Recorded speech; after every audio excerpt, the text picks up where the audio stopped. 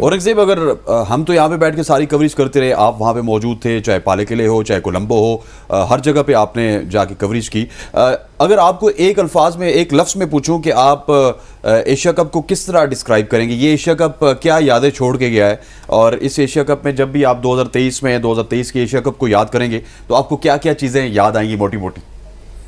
मैं एक लाइन में आपको नहीं बताऊंगा, थोड़ी सी डिटेल बहुत सारी। जब से ये एशिया कप शुरू हुआ है, पहले आपका हाइब्रिड मॉडल का पता नहीं था कि वो होगा नहीं होगा। फिर नजम सेठी साहब ने बहुत ज्यादा कोशिश की, जय साहब सब मिले, वो मिल नहीं सके थे।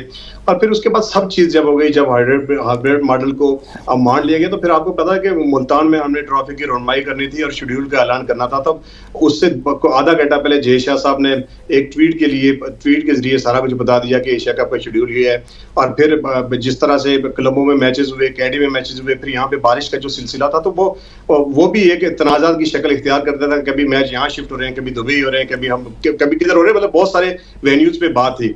आज जय शाह साहब ने एक और ब्लंडर कर दिया। जो तनाज़ात से ये एशिया कप शुरू हुआ था, तो वो तनाज़ात भी खत्म हुआ। आज चूंकि जो ट्रॉफी थी, विनिंग ट्रॉफी थी, वो टाइटल स्पॉन्सर थे सुपर 11। तो उनके ऑनर जो है वो यहाँ पे आए हुए थे, और उनकी एग्रीमेंट में ये चीज शामिल थी कि उन्होंने ट्रॉफी मेराती सीरीज की हो चाहे विनिंग ट्रॉफी हो, तो वो जो ऑनर आए हुए थे, जो सीईओ आए हुए थे सुपर 11 के, उन्होंने जो है वो टीम को हैंड ओवर करनी थी। और वहां पे उनको नहीं बुलाया गया, जय शाह साहब को बुलाया गया। तो उन्होंने भी बड़े तहफ़्ज़ात का इज़हार किया, सख्त नाराजगी का इज़हार किया, और हो सकता है वो जय शाह साहब को सू भी कर दे। अच्छा, और इसके अलावा बारिशें आपको नहीं याद आई औरंगजेब? बारिशें इधर हो रहा है, अम्बन टोटा हो रहा है, दुबई हो रहा है।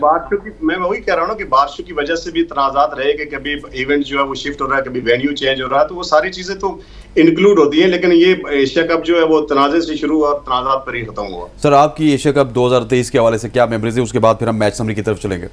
देखिए, ऑब्वियसली एक मेरे लिए डिसअपॉइंटमेंट था, क्योंकि पाकिस्तान ऑब्वियसली खेल नहीं सका फाइनल्स। आपको पता है कि ख्वाब ही रह गया पाकिस्तान वर्सेस इंडिया फाइनल्स देखना। लेकिन इनकी बात बिल्कुल ठीक है। एक सबसे बड़ा एक इशू था यहाँ पर कि जी होगा नहीं होगा, हाइब्रिड मॉडल बीच में दिया गया। फिर उसके बाद पाकिस्तान क्रिकेट बोर्ड को क्रिटिसिज्म बनता है, लेकिन मैं थोड़ा सा सपोर्ट इसलिए भी करता था कि यार चलो जो भी हो, इतना रिजिडनेस दिखानी कि भाई करना है पाकिस्तान में, जितने मैचेस हो सकते हैं हम करेंगे यहाँ पर।